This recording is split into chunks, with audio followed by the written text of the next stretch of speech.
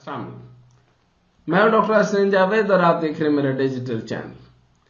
کوئی دن نہیں جاتا کہ وطن عزیز میں نیا چاند نہ چڑھے، بلکہ ایک دن میں کئی چاند چڑھا دیے جاتے ہیں۔ سب کے اپنے اپنے مفادات ہیں جن کے لیے روز ہی وہ چاند چڑھا رہے ہوتے ہیں۔ دیکھنے والے تھک اور سننے والے بیزار ہو چکے ہیں کہ لیکن یہ چاند بازوں کو احساس ہی نہیں کہ وطن عزیز کے گرد کس طرح سے گھیرا تنگ کیا جا رہا ہے۔ خزانہ خالی ہے، قرض و سود سے مشقیں کسی ہوئی ہیں، توانائی کا بحران روزمرہ کا حصہ بن چکا ہے، بجلی گھنٹوں غائب ہے اور گیس کی قلت ہے۔ اس کے باوجود گیس بجلی کے بلوں میں تاریخی اضافہ کیا جا چکا ہے۔ ہر 15 دن بعد نیپرا کے پاس بجلی کے نرخ بڑھانے کی درخواست پہنچ جاتی ہے۔ سماعت کے نام پہ ایک محفل سجتی ہے۔ بجلی کمپنی کے نمائندگان کو ہلکی پھلکی موسیقی سنا کر نیوز چینل کو عوام پر پھر بجلی گرا دی گئی ہے کہ سدا بہار بریکنگ دے دی جاتی ہے۔ مذاق بنا رکھا ہے، روز خبریں چلا دیتے ہیں۔ آپ کے ٹی وی اینکرز کو سننے کا دل نہیں چاہتا جو روز بریکنگ نیوز میں یہی بتاتے ہیں کہ آج 10 روپے بڑھ گئی، آج 15 روپے بڑھ گئی، 12 روپے کم کر دی، اگلے دن 40 روپے زیادہ کر دی۔ مذاق بنا رکھا ہے۔ عوام اس وقت بدترین مہنگائی جھیل رہی ہے، صنعت کار پریشان ہے۔ یقین کریں صنعت کار پریشان ہے، اور جب میں صنعت کار کہتا ہوں تو اس میں 2% اشرافیہ نہیں ہے جو 800 ارب کی چمڑا کی فیکٹری کو بند کر دیتے ہیں صرف اس لیے کہ ان کو 5 روپے کا یونٹ کیوں نہیں مل رہا۔ وہ آپ کو صرف بلیک میل کرتے ہیں۔ یہ وہ صنعت کار نہیں، اصل صنعت کار جو میرے ملک کے صنعت کار ہیں، یہ بے ایمان صنعت کار نہیں، میرے ملک کے صنعت کار جو کہ اسمال اینڈ میڈیم انٹرپرائز کے صنعت کار ہیں، وہ پریشان ہیں۔ وہ ان نرخوں پر بجلی گیس لے کر کیا بنائیں گے، بیچیں گے کیا، کمائیں گے کیا؟ جا کر پوچھیں فیصل آباد کے سارے صنعت کاروں سے کیا کریں۔ وہ جا کے پوچھیں ذرا سیالکوٹ کے صنعت کاروں کو وہ کیا کریں، کس طریقے سے وہ کوالٹی ایشورنسز کریں۔ دوسری جانب کے پی کے اور بلوچستان میں سرحد پار سے آنے والے دہشت گردوں نے اپنے اہداف کے حصول کے لیے تمام توانائیاں صرف کر رکھی۔ دشمنوں کی کوشش ہے کہ سی پیک ہو جائے۔ اقتصادی میدان میں پیش رفت سیاسی استحکام سے مشروط ہے، لیکن سیاسی استحکام کہاں سے آئے جب جارحانہ مزاج سیاستدانوں نے منہ میں تیزاب بھر رکھا ہو کہ جہاں موقع ملے مخالفین پر پچکاری مار دی جائے۔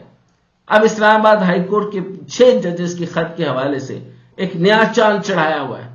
جسٹس تصدق حسین جیلانی کی سربراہی میں تحقیقاتی کمیٹی بنائی گئی تھی جس پر پاکستان بار نے، اعتماد اور پی ٹی آئی نے اضطراب کا اظہار کیا۔ اب تو خیر تصدق جیلانی صاحب بھی معذرت کر چکے ہیں اور چیف جسٹس صاحب از خود نوٹس لے چکے ہیں۔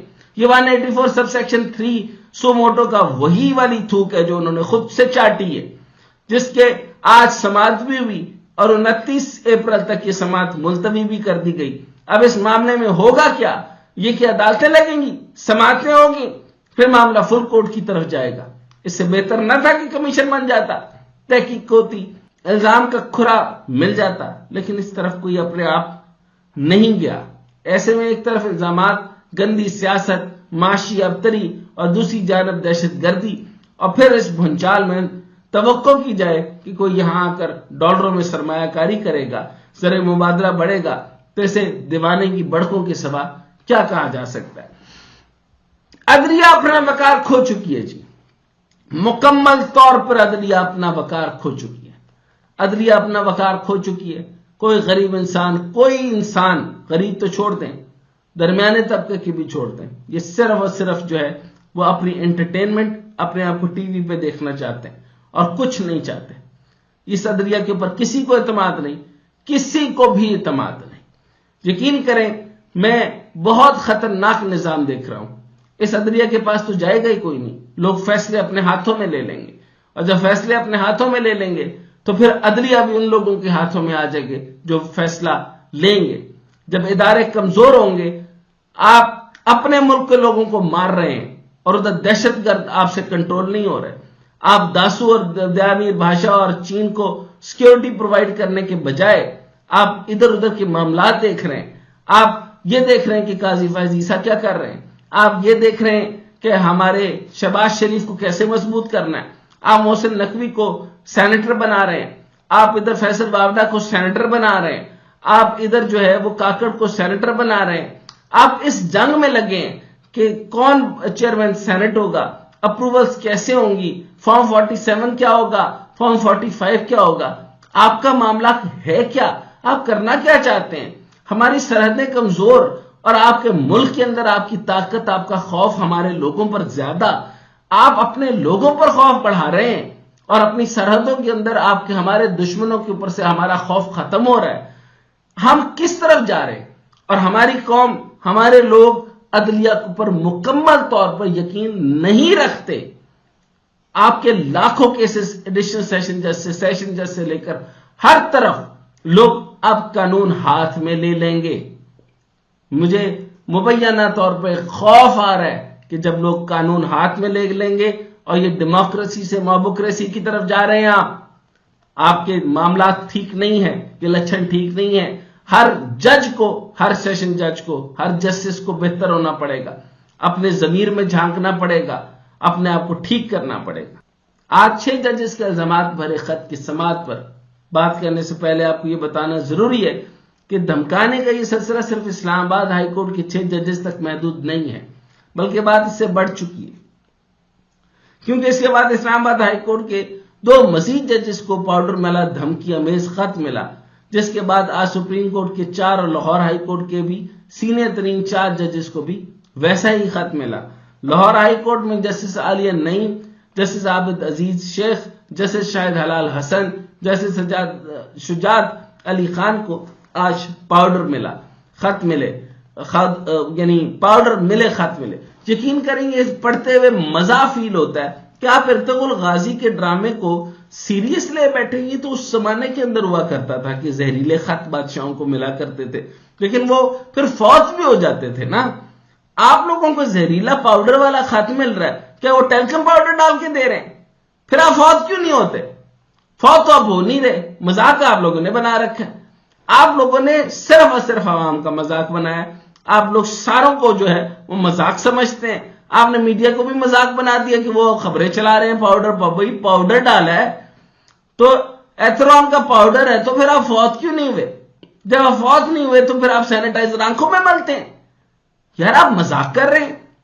بہرحال یہ سپریم کورٹ میں چیف جسٹس کو ملنے والے خط میں بھی پاؤڈر موجود ہے. بھئی عجیب بات ہے، جبکہ دھمکیوں میں تحریر میں درج ہے سپریم کورٹ کے جن ججز کو خط بھیجے گئے، جن میں چیف جسٹس فائز عیسیٰ، یعنی ہون قاضی فائز عیسیٰ نے بھی خط مل گیا. جی جسٹس قاضی فائز عیسیٰ کو خط ملے گا تو پاؤڈر سے آپ زندہ کیوں ہیں؟ جی مطلب وہ اتنا وہ ٹیلکم پاؤڈر ڈال کے آپ کو بھیج رہے ہیں. جسٹس جمال مندوخیل، جسٹس اطمین اللہ، جسٹس امین الدین شامل ہیں. اس طرح ملک کی 3 بڑی عدالتیں آپ گندا کر رہے ہیں. آپ پاکستان کی فوج کو، آپ ایجنسیوں کو گندا کر رہے ہیں، جاسوس کہہ رہے ہیں انہیں. آپ ان کو ISI کے سارے افسران کو آپ گندا کرنا چاہتے ہیں. بھئی کیڑا ٹیلکم پاؤڈر پا رہے ہیں؟ مطلب پرکلی ہیٹ ڈال رہے ہیں صرف جس سے آنکھوں میں جلن ہوتی ہے، بس. پھر آنکھوں سے بینائی کیوں نہیں جا رہی آپ کی؟ بھئی آپ عجیب بات کر رہے ہیں.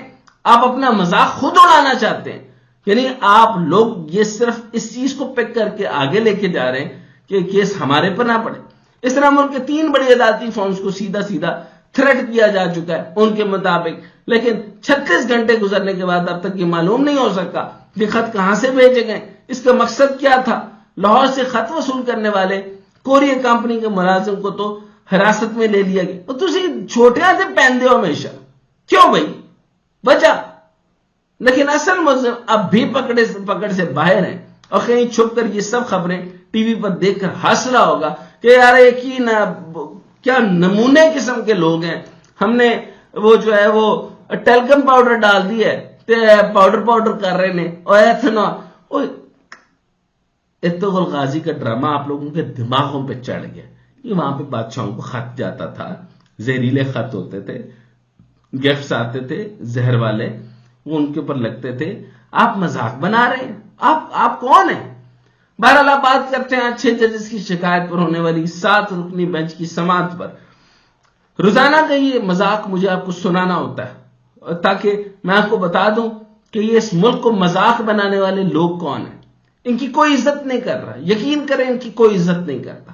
عزت بھی نہیں کرتا کیونکہ ان سے انصاف نہیں ملتا. یہ انصاف نہیں ملتا تو یہ اللہ کی پکڑ میں آنے والے، اور جب خدا کی پکڑ میں ہی آئیں گے تو پھر یہ اسی طرح ضیاء الحق کی طرح ہوا میں اڑیں گے۔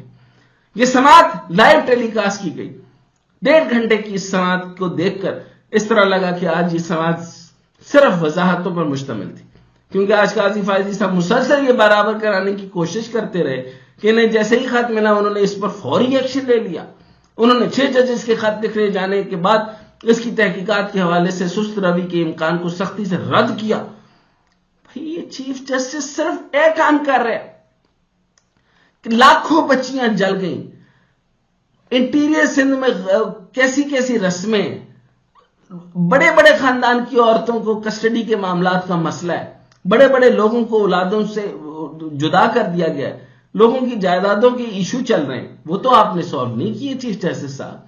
آپ نے بڑی تیزی سے سست روی کے امکان کو سختی سے رد کر دیا اور بتایا کہ کیسے انہیں 4 بجے کے قریب خط ملا تو انہوں نے افطار ڈنر کے طور پر ایک فل کورٹ اجلاس مدعو کیا، جس کے بعد اس میں طے پایا کہ انتظامیہ سے ملاقات کی جائے۔ تو سب سے بڑا انتظامی عہدہ وزیر اعظم کا تھا، ان سے ملاقات کی گئی جس میں کمیشن کی بات ہوئی، نام بتائے گئے، دوبارہ فل کورٹ کا اجلاس کے ذریعے باقی ججز کو بھی اعتماد میں لیا گیا۔ انہوں نے تنقید کرتے ہوئے یہ کہا کہ آج فل کورٹ کی بات کرنے والے تب کدھر تھے جب 5 برس اجلاس ہی نہیں بلایا گیا؟ مجھ سے پہلے یہ خط چیف جسٹس عمر عطا بندیال کو لکھا گیا، لیکن موسٹ سینئر جج ہونے کے باوجود اس وقت مجھے اس پر اعتماد میں نہیں لیا گیا۔ اور تسی عمر عطا بندیال صاحب سے آپ کو حسد ہے، غصہ ہے، جو بھی ہے، وہ آپ صرف ان کے حسد کے اندر یا غصے کے اندر یا آپ کا آپس کے اندر جو بھی معاملہ چل رہا ہے اب پوری قوم کو رگڑ رہے ہیں۔ جیسے تصدق حسین جیلانی کے بطور یک رکن کمیشن سربراہ نام متفق ہونے اور اس پر پروپیگنڈا کرنے والے کو بھی قاضی فائز عیسی نے جواب دیتے ہوئے واضح کیا کہ وفاقی حکومت نے انکوائری کے لیے کوئی اقدام خود نہیں اٹھایا تھا۔ سپریم کورٹ نے تحقیقات کے لیے 2 نام تجویز کیے تھے، ناصر الملک اور تصدق جیلانی۔ انہوں نے کہا کہ ہم نے ایسے نام تجویز کیے جن پر کم سے کم انگلی اٹھائی جائے، لیکن سوشل میڈیا سے عجیب باتیں سابق چیف جسٹس کے بارے میں شروع کر دی گئی۔ مجھے شرمندگی ہو رہی تھی کہ ایک شریف آدمی جسے ہم نے ایک کمیشن کے لیے نامزد کیا تھا، اس پر حملے شروع ہو گئے۔ ہمارے پاس آئین میں کمیشن بنانے کا اختیار نہیں ہے، کمیشن بنانے کا اختیار سرکار کا ہے۔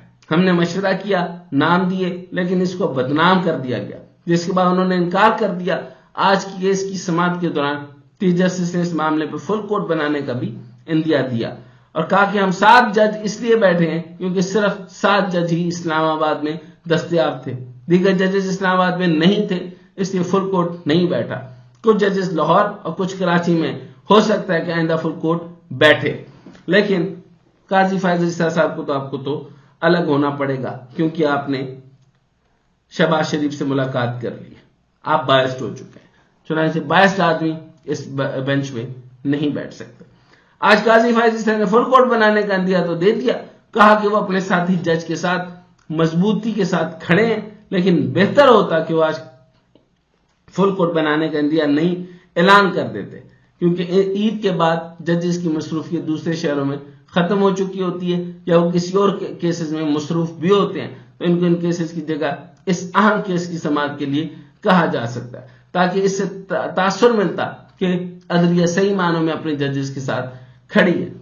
آج کی تیسری خبر کی طرف بڑھتے ہیں، کیونکہ جو چیف جسٹس صاحب کے جو معاملات ہیں، یقین کریں میں نے ایسا چیف جسٹس، بڑے بڑے چیف جسٹس دیکھے ہیں، قدرتی طور پہ مسلسل ہی چیف جسٹس عجیب و غریب سے آ رہے ہیں، ان کو ملک کی کوئی فکر نہیں، ان کو غریب کی کوئی فکر نہیں، یہ صرف ہائی پروفائل کیسز کو دیکھتے ہیں تاکہ یہ تصویروں میں بندے رہیں، یہ صرف اور صرف اسکرین پر آتے رہیں، ٹی وی میں ان کی خبریں چلتی رہیں اور پھر یہ ہاتھ اٹھاتے رہیں، پھر یوٹیوبرز کو بلا کر چھوٹی چھوٹی گفتگو کرتے رہیں اور یہ کہیں ہاں یہ کیا تھا، سٹائل بناتے رہیں، اور کل کو جو ہے وہ اپنے آپ کو بڑے بڑے ججز کی لسٹ میں ڈالنے کی کوشش کریں۔ ایسے شعبدے بازی سے اگر کوئی بڑا ہونے لگتا تو ہر آدمی بڑا ہو جاتا۔ آج کی تیسری خبر کی طرف چلتا ہوں جی۔ حکومت نے الیکشن کمیشن کے ساتھ مل کر قومی اسمبلی میں ایک نئی کارروائی ڈال دی ہے۔ اسپیکر قومی اسمبلی ایاز صادق نے سنی اتحاد کونسل کو پارلیمانی جماعت ماننے سے انکار کر دیا، تو یہ تو ہونا ہی تھا۔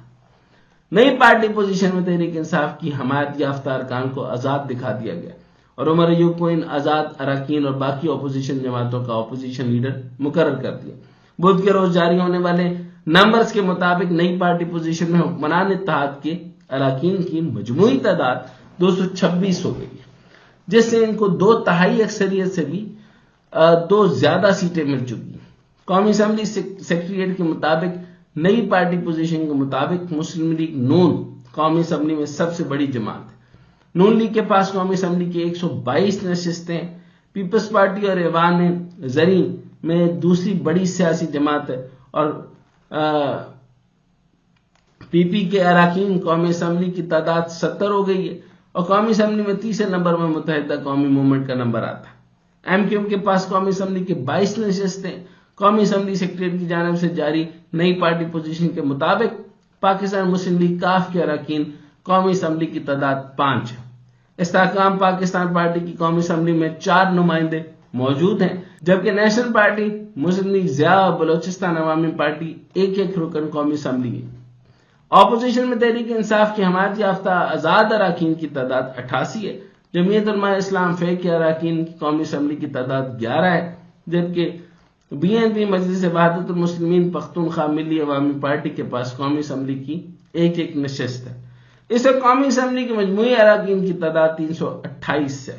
بعض نشستوں میں ضمنی انتخابات ہونے اور ایک نشست پر الیکشن کمیشن کا فیصلہ آنا باقی ہے۔ نئی پارٹی پوزیشن کے مطابق حکمران اتحاد اراکین قومی اسمبلی کی مجموعی تعداد 226 ہو گئی ہے، جبکہ اپوزیشن اراکین کی مجموعی تعداد 102 ہے۔ یہ ساری باتیں میں آپ کو سنانے کے باوجود میں آپ کو یہ بتا رہا ہوں کہ پوری دنیا میں اس طرح کا نظام دیکھنے میں آتا ہے تو لوگ اس کو پھر مسترد کر دیتے ہیں۔ عدلیہ کا بحران چل رہا ہے، یعنی قانون کا بحران چل رہا ہے، عدلیہ پہ کسی کو یقین نہیں، کسی عام آدمی کا کوئی کیس نہیں ڈسکس ہو رہا، کچھ ڈسکس نہیں ہو رہا، یہ صرف ٹی وی پہ آ رہا ہے۔ اسی طریقے سے پارلیمنٹ اور سینٹ، یعنی اپر اور لوور دونوں ہاؤس ارریلیونٹ ہو چکے ہیں۔ آپ اس کے اوپر سے کوئی عوامی کام نہیں ہو رہے، کمپلیٹ ارریلیونسی ہے۔ اب قوم کو صرف نظر ہے 13 کور کمانڈرز پر اور پاکستان کی پوری فوج پر، اور نہیں نظر تو سوالیہ نشانوں کے ساتھ وہ D G I S I کو دیکھ رہے ہیں، اور پھر اس کے بعد جنرل عاصم منیر صاحب کو دیکھ رہے ہیں، اور وہ یہ کہہ رہے ہیں we are waiting for the right general. اگر وہ نہیں ہوں گے تو یہ سارے کے سارے معاملات آرڈر میں نہیں ہوں گے۔